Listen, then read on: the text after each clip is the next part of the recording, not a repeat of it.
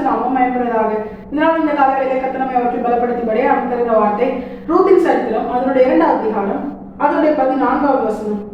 பின்னும் போவாஸ் சாப்பாட்டு வேளையில் அவளை பார்த்து, நீ இங்கே வந்து இந்த அப்பத்திலே புசித்து காடியிலே உன் துணிக்கையை தோய்த்துக் கொள் என்றார். அப்படியே அவள் அறுப்பறுக்கிறவர்கள் அருகே உட்கார்ந்தாள். அவளுக்கு வறுத்த கோதுமையை கொடுத்தான். அவள் சாப்பிட்டு திருப்தி அடைந்து மீந்ததை வைத்துக் கொண்டாள். கர்த்தருடைய பரிசுநாமம் மகிமைப்படுவதாக. இந்த வசனத்தை கொண்டுதான் தேவ தேசங்களாகி நம்ம இன்று அவற்றை பலப்படுத்துகிறான். இந்த சம்பவம் நம்ம எல்லாருக்குமே தெரியும். இது யாருக்குரிய அர்த்தமாய் தியானித்தோமையானால், போவாஸ் ரூத்திற்கு வேண்டியதை கொடுக்கிறார். அது ரூத்திற்கு எப்படி இருக்கிறது தெரியுமா?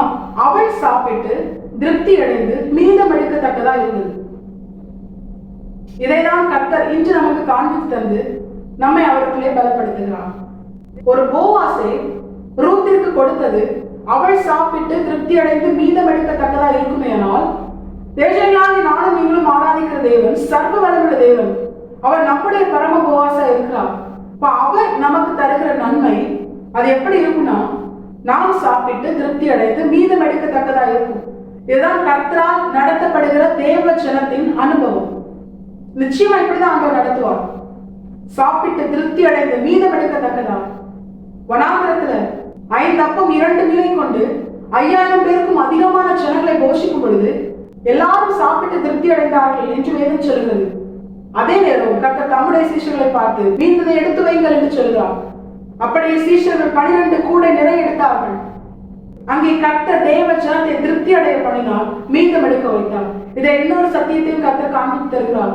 ஒரு கூட்டம் ஆண்டவராகிய இயேசு கிறிஸ்துவோடு கூட இருக்கிற 12 சீஷர்கள், இன்னொரு கூட்டம் அவருடைய வார்த்தை கேட்கும்படியாய் அவரிடத்தில் வந்தவர்கள். தம்மிடத்தில் வார்த்தை கேட்கும்படியாய் வந்தவர்களை அவர்களை சாப்பிட வைத்தார், திருப்தி அடைய பண்ணினார். ஆனால் தம்மோடு கூட இருக்கும்படியாய் தம்மால் தெரிந்து கொள்ளப்பட்ட சீஷர்களை அவர் சாப்பிட வைத்து திருப்தி அடைய பண்ணி மீதம் எடுக்க வைத்தார்.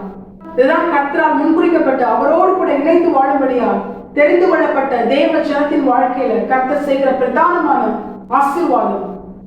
கர்த்தர் நன்மைகளை கொடுப்பார், நாம் அனுபவிக்க.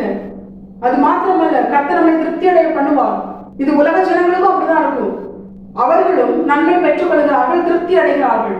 ஆனால் கர்த்தர் தம்முடைய ஜனத்திற்கு அவர் மீதம் எடுக்க வைக்கிறார். ஒருவேளை உலக ஜனங்களும் மீதம் எடுக்கிறது போல் இருந்தாலும் அதனால் அவர்களுக்கு பிரயோஜனம் இல்லை. என வேதம் சொல்லுகிறது, நீதிமானுடைய நன்மைகள் அவனுடைய தலைமுறைகளுக்கு ஆசீர்வாதமாக இருக்கும் என்று. துன்மார்க்கனோ தன்னுடைய ஆஸ்தியை ஏழைகளுக்கு இறங்குகிறவனுக்காக சேர்த்து வைக்கிறான் என்று வேதம் சொல்கிறது.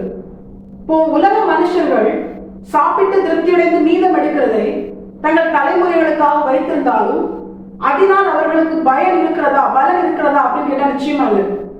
ஆனா ஒரு தேவ பிள்ளையின் வாழ்க்கையில கர்த்தரால் கொடுக்கப்படுகிற நன்மையை சாப்பிட்டு திருப்தி அடைந்து மீதம் எடுக்க கர்த்தர் செய்கிறாரே, ஆனால் அது குறைவானதா இருந்தாலும் அது தலைமுறையாய் பெருகுகிறதாய் நித்திய நிறைவான ஆசீர்வாதமாய் நித்தியத்தில் போய் சேரும் வரைக்கும் கர்த்தரால் தரப்பட்ட சுதந்திரமாய் கர்த்தரை மாற்றி தருவார். கர்த்தரால் நடத்தப்படுகிற தேவஜனங்களாகிய நாம் இதை உணர்ந்தவர்களால் உண்மையாகவே நாம் கர்த்தரால் நடத்தப்பட்டோமேயானால் கர்த்தர் நமக்கு தருகிற நன்மை நாம் சாப்பிட்டு திருப்தி அடைந்து மீதம் எடுக்கத்தக்கதா இருக்கும். அப்படிப்பட்ட ஒரு நிலை இல்லையா? எங்கேயோ ஒரு இடத்துல நம்ம என்ன பண்ணிட்டோம்? கர்த்தரால் நடத்தப்படுகிற அனுபவத்திலிருந்து விலகி போயிட்டோம்னு அர்த்தம். இப்ப நாம் நம்முடைய தவறுகளை உணர்ந்து அதிலே மனம் திரும்பி அதை அறிக்கை செய்து விட்டு கர்த்தரிடத்தில் திரும்பினோமேயானால் கர்த்தர் நிச்சயமா தம்முடைய முகத்தின் ஒளியை நம்மை பிரகாசிக்க பண்ணி தேவன் வாக்கு பண்ணினபடியே மறுபடியும் அவர் நம்மை இரக்க பாராட்டி நமக்கு நன்மை செய்து நாம் சாப்பிட்டு திருப்தி அடைந்து மீதம் எடுக்கத்தக்கதாய் கர்த்தர் நமக்கு கிருபை செய்வார். அது மாத்திரமல்ல, நீங்கள் சம்பூர்ணமாக சாப்பிட்டு திருப்தி அடைந்து உங்களை அதிசயமாக நடத்தி வந்த உங்கள் தேவனாகிய கர்த்தருடைய நாமத்தை துதிப்பீர்கள். என் ஜனங்கள் ஒருபோதும் வெட்கப்பட்டு போவதில்லை என்ற வார்த்தையின்படியே கர்த்தர் நம்மை ஆசீர்வதித்து இம்மையிலும் மறுமையிலும் ஆசீர்வதித்து தேவஜனங்களாகிய நம்மிலே சர்வ வல்லமையுள்ள தேவன் மகிமைப்படுவது அதிக நிச்சயம். நம்முடைய வாழ்க்கை இம்மையிலும் மறுமையிலும் பரிபூர்ணமடைய செய்வதும் அதிக நிச்சயம். கர்த்தாவே, இந்த வசனத்தை கேட்கிற அனைவரையும் ஆசீர்வதித்து வழிநடத்துவாராக. கர்த்தருடைய பரிசுத்தம் மட்டுமே மகிமைப்படுவதாக. மாரநாதா, இயேசு வருகிறார். அழைத்தோம், அழைத்தப்படுத்துவோம். ஆமென். பலன் ஒன்றுமில்லை என்று நான் அறிவேன், அவர் பலனின்றும் குறைய